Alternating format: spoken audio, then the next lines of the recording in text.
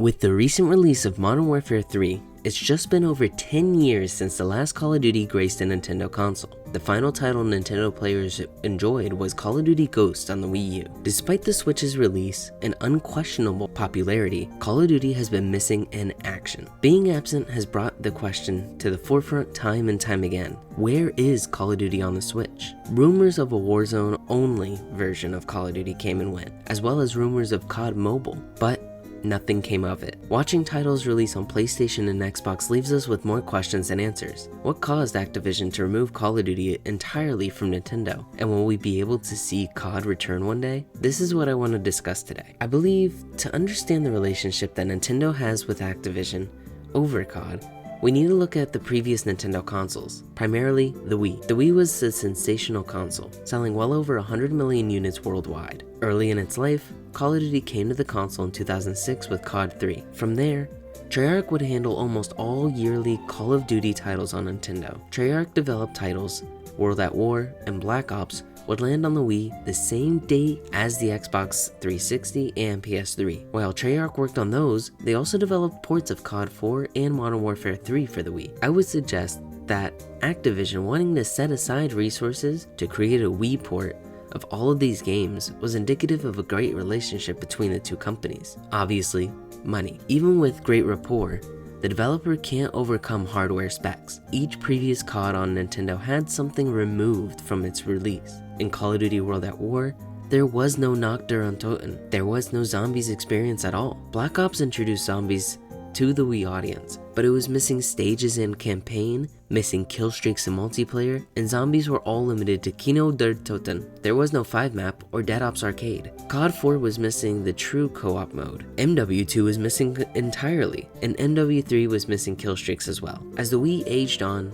Nintendo prepped and prepared for its first HD console. The Nintendo Wii U was released questionably to audiences in 2012, though the outstanding rapport that Nintendo had with Activision continued.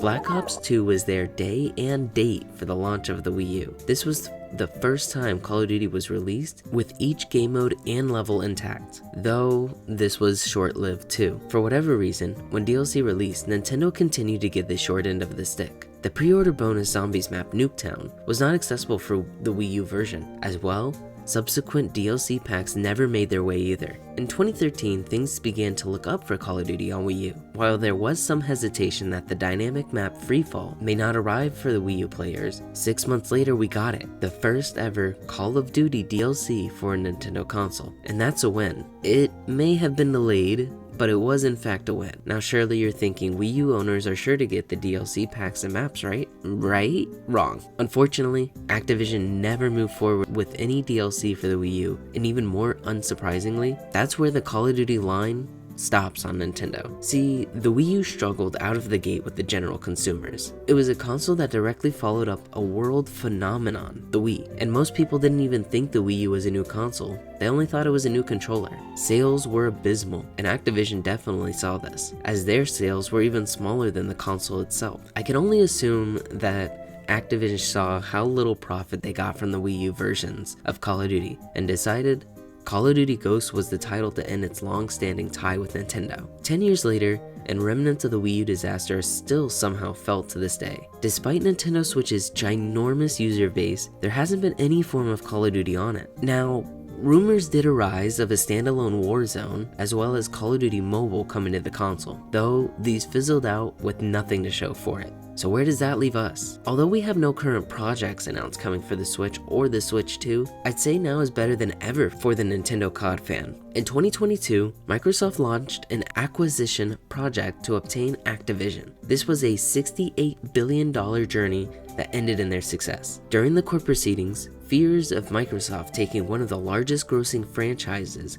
and making it exclusive for Xbox raised concerns. To ensure the market wouldn't become a monopoly, Xbox reached an agreement that would last at least 10 years with Nintendo to show their dedication to bring Call of Duty to Nintendo consoles. In a tweet directly stating, Microsoft and Nintendo now have negotiated and signed a binding 10-year legal agreement to bring Call of Duty to Nintendo players the same day as Xbox with full feature and content parity, so they can experience Call of Duty just as Xbox and PlayStation gamers enjoy Call of Duty.